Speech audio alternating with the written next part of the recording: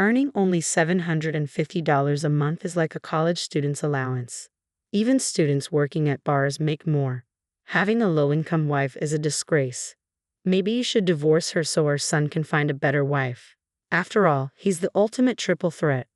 My mother-in-law keeps making snide comments after seeing a pay stub, but it's not actually my pay stub. My name is Amanda. I'm a 32-year-old nurse, and I've been married to John for 5 years. We met at a college club, started dating, and eventually got married. We met at a party when he was a medical student, and I was a nursing student. John hasn't passed the medical licensing exam after failing twice and taking 3 years off. He is currently working part-time and studying hard for the exam. I'm working as a full-time nurse, so I'm the primary breadwinner. He's not the type to brag about making money in cosmetic surgery and posting pictures of a $468,020 Rolls-Royce on social media. He's serious about reading accounts of people who've lost family members to illness, checking the number of people affected by infectious diseases daily, and reading literature on Japan's healthcare system. I respected him even though he wasn't a doctor yet. He genuinely wanted to become a doctor who saves his patients, so I didn't abandon him despite his lack of income and entering his 30s. He kept the fact that he wasn't a doctor yet a secret from his parents. Sorry, my mom is too nosy. It's fine. I support you so you don't have to worry about your parents. Live your life the way you want. This is short term. That's why it remained a secret. The reason it wasn't discovered was that he worked at night as a security guard at the hospital where I worked, so he was technically employed there. He had knowledge and could obtain information from my stories on the job. No one suspected he wasn't a doctor yet because he could talk like one. So to his seldom seen in-laws, I said, yes, patients really like him. I believe that while cruel lies hurt people, kind lies sometimes save them. Telling a patient, you have 3 months left and there's no chance of recovery, is a countdown. It's worse than saying, you look good today, and you ate a lot. That's how people are. On the other hand, my mother-in-law, who is the complete opposite of my serious and honest husband, has a very harsh personality. She's the typical overbearing mother-in-law. She looks down on me for being a mere nurse married to her son, the doctor. There must have been so many better options, like a beautiful doctor in dermatology.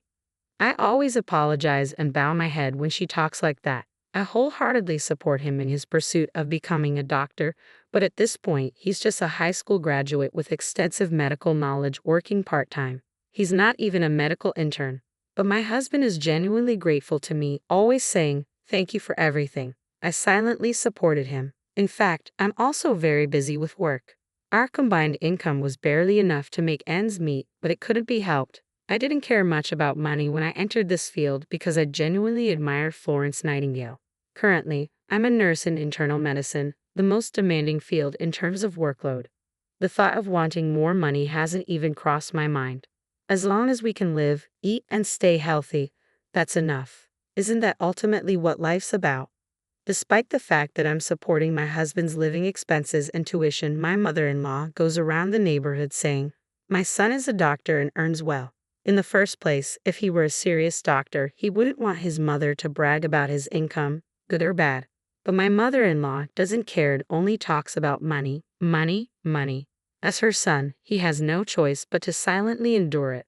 She is completely unaware that he is actually working as a security guard in uniform at the hospital instead of walking briskly in a white coat like she brags about. Even if he were walking briskly in a white coat, it's not something to brag about and gossip about. I understand the feeling, but it should be restrained. I was worried that my husband's mental state might be affected and that he might fail the medical licensing exam because he's barely hanging on to becoming a doctor. If he ends up spending his entire life as a security guard after sticking it out for this long, it would be a shame.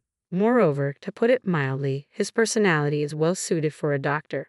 His only weakness seems to be his kindness. That's why my mother-in-law speculates and says things like, my son makes $373,000 a year. For him, knowing that's false only adds more pressure. I once gently voiced my disapproval about it. I think it would be better for the patients if you didn't talk so much about his job because it might cause problems.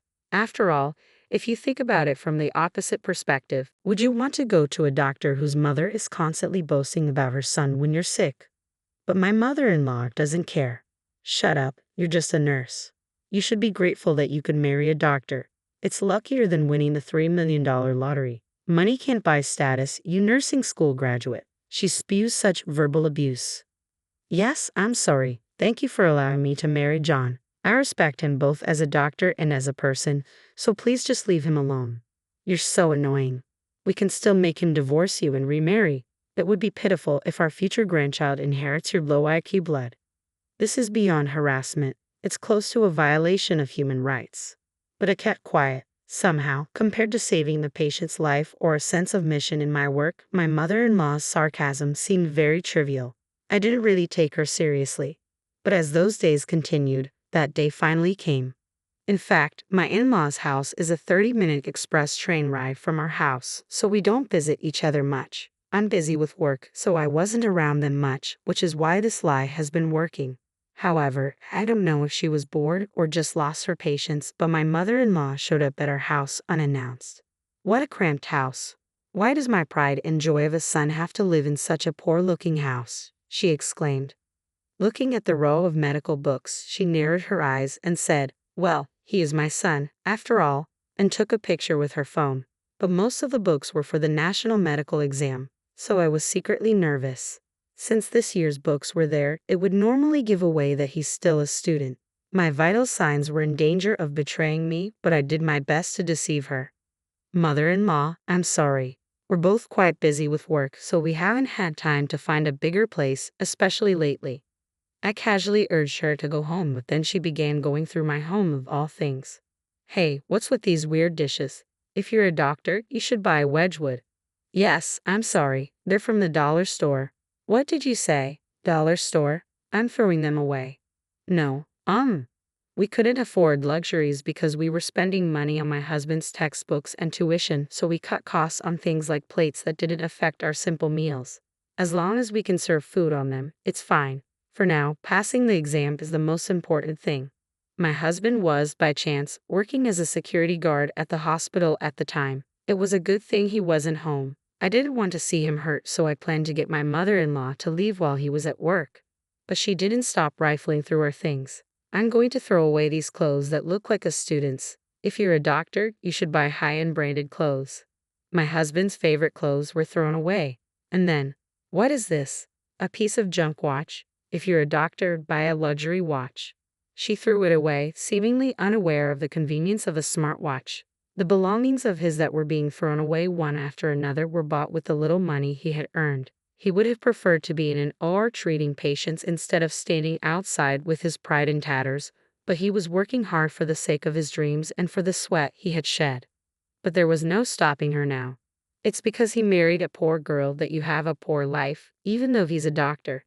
It's a wonder you don't live in a tower mansion. Unbelievable. I was thinking of going shopping together and at least getting you to buy me a bag or something. Statement was ultimately despicable. I had no choice but to point out that what my mother-in-law was expecting from my husband, student or not, was fundamentally different than how we really lived. I was a fellow medical professional. Gold digging for a doctor was out of the question. Mother-in-law, I don't mean to be forward, but he's not that extravagant. Our current lifestyle suits us well. I conveyed this casually, but my mother-in-law wouldn't budge. You're so annoying. Do you have any idea how hard he worked to get into medical school? We've been waiting to recoup his upbringing and tuition fees, and it's because of you that we're in this mess. Don't be ridiculous. My mother-in-law, increasingly heated, didn't stop searching my house. She rummaged through not just the kitchen but also every closet, discarding anything cheap. And then, unbelievably, she began to open the clear cases where we kept our utility bills, mail, and other paperwork. That's when she found the pay stubs. They were marked with $750 and $2.25. Despite my husband's name being clearly written on them, she either didn't notice or couldn't read the writing, and she screamed, $750? What do you mean, $750? You nurse, that's not my son's daily wage. Even anesthesiologists make $750 a day, and you're the wife of an internist making only $750. Are you slacking off at work or what? She began to go insane. That's why you're living in such poverty. You're a money sucker, huh? Barely working as a nurse and deceiving the doctor. You're just a part-time nurse because it sounds good. $750 is nothing, so quit already. That money was earned by him enduring younger doctors passing him by without even a glance, biting his lip and working in the gaps between his study hours for a very low daily wage. It was by no means the same with or without it. I thought it was a very pure number. But my mother-in-law's madness wouldn't stop, and finally, the worst happened. You're a poor, luck-bringing wife. Divorce quickly. At that moment, I heard the front door slam shut. My husband had returned home from his part-time job. His face froze when he saw his clothes and watch, which had been cruelly stuffed into a trash bag. He began to silently and carefully pick them up one by one. But my mother-in-law said this. John, I don't mean to be harsh, but please divorce this wife of yours. Why did you, with your high education, high income, and tall height of nearly 6 feet, choose such a pathetic woman? I'm so sad, and she only earned $750. My husband remained silent. I couldn't tell what he was thinking with his tightly pursed lips. My mother-in-law laughed and added, I'll bring the divorce papers for you. Leave this dusty room and this disinfectant-smelling woman behind and remarry a better woman. You're a doctor. Remarrying is a given. Then my husband slowly stood up and finally said, Mom, I've been keeping quiet about this, but I'm not a doctor yet. Huh? I'm sorry for hiding it, but I haven't passed the national exam yet. And about that $750. For some reason, my mother-in-law was so surprised that she turned to me for help. I don't understand what he's saying. The $750 payslip is yours, right? I decided there was no use hiding it anymore and replied, No, it's not mine. My husband chimed in. That's my salary for my part-time job. That can't be. You're lying, right? I'm not lying. It's true. I'm not a doctor yet. I failed the national exam twice. My mother-in-law, shocked to find out her son was not a doctor yet, suddenly started acting strangely. She slipped on some newspaper she had scattered earlier while rummaging through her house and fell to the floor. Help me. She slid and fell but managed not to hit her head by quickly putting her arm out. However, her right arm, the dominant one, broke with a loud snap. It was most definitely a fracture. My husband and I quickly treated her and took her to the hospital, where we guided her to the orthopedic department. But my husband said, Mom, I'm sorry, but please don't come to our house anymore. And I don't want you to think of me as your son anymore. My mother-in-law was trembling from the shock of it all, but my husband continued. I knew you were bragging about me, but I put up with it. I felt guilty for lying. But when you insulted the money I worked so hard to earn, that was too much. But I never would have guessed you weren't a doctor. It doesn't matter if I'm a doctor or not. Do you think I'm studying just to say I earn $750 a day?